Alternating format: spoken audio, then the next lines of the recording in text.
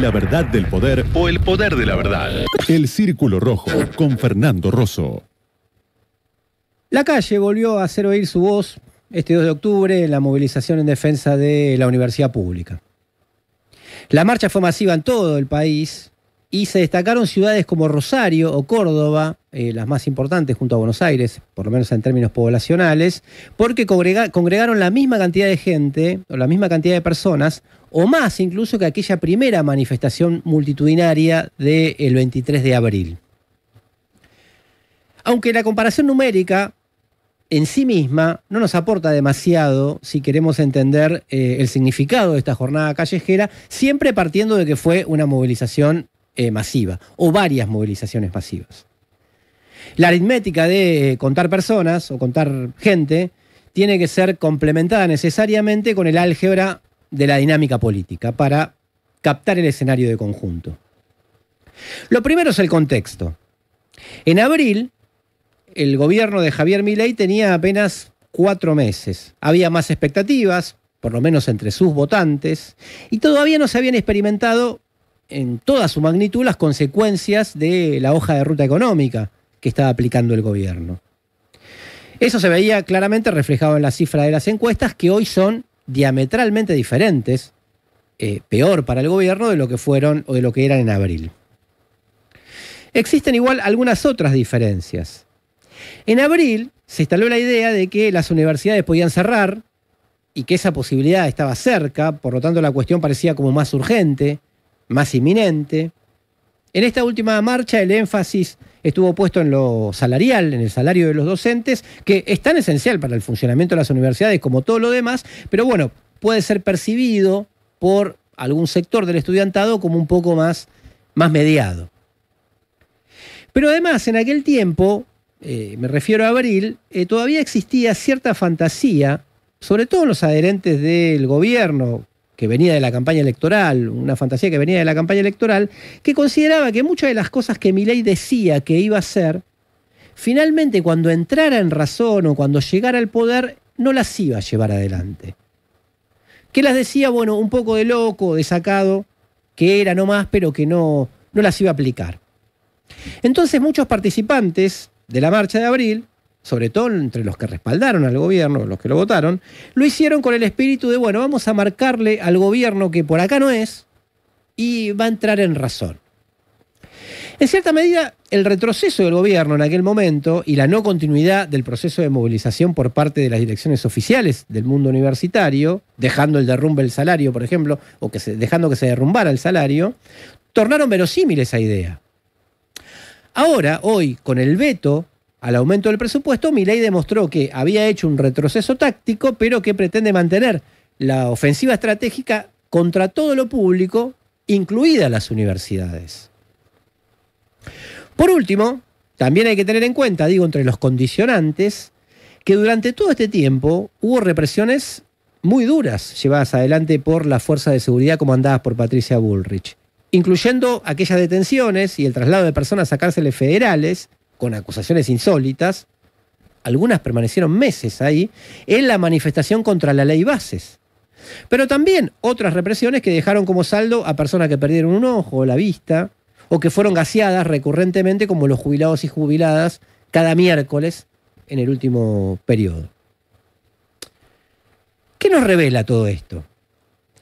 Que la movilización del 2 fue mucho más consciente, para decirlo de alguna manera, fue más claramente de oposición social y política al gobierno y con otra fuerza moral, con mayor conciencia de que el enfrentamiento puede traer consecuencias políticas y de otro tipo, y pese a eso, fue masiva.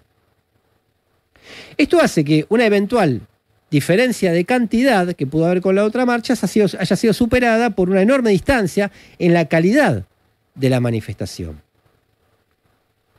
Esta dinámica también se venía reflejando, ojo, en algunos estudios de opinión más cualitativos, es decir, aquellos que indagaban no solo en la imagen o el apoyo en general al gobierno, sino sobre las medidas concretas.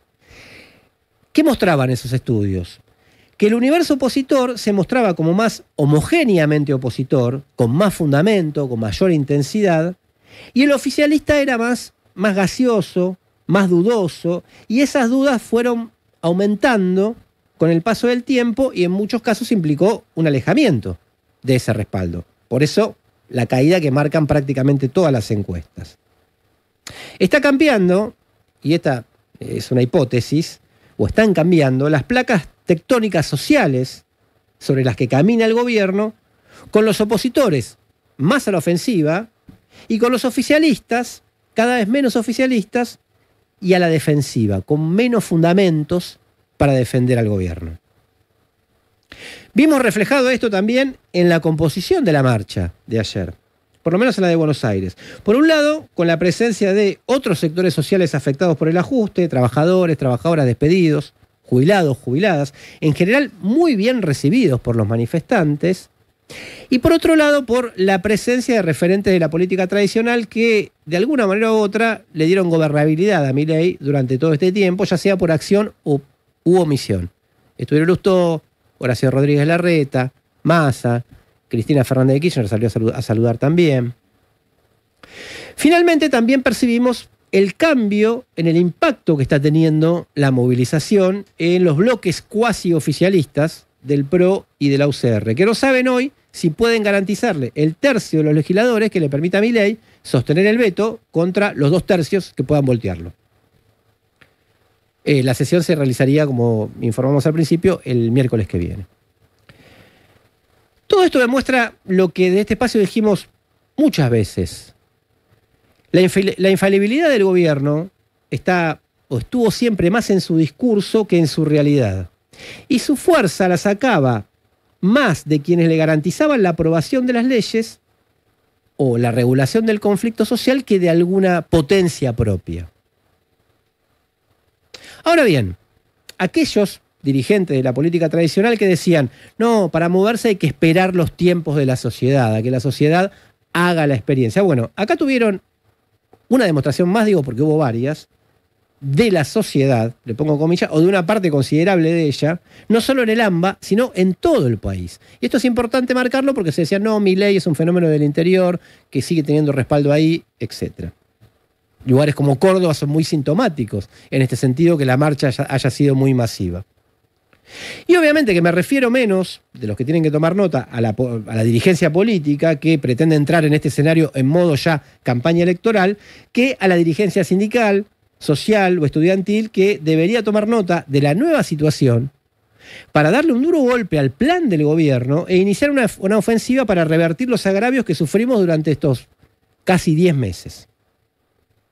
Esto implica, en primer lugar, en una batalla que está completamente abierta porque cada voto del Congreso está peleado y por lo tanto cada persona que se movilice es muy importante, la posibilidad de voltearlo al veto.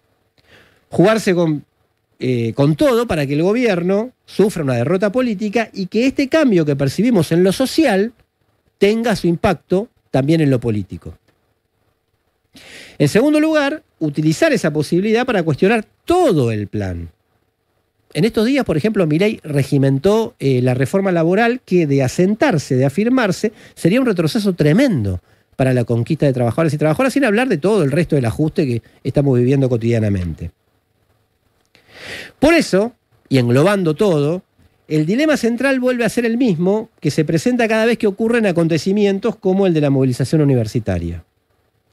O se utiliza el hecho para descomprimir, para negociar algunas migajas, para mejorar o hacer más digerible el plan del gobierno, o se lo toma como un punto de partida para derrotarlo.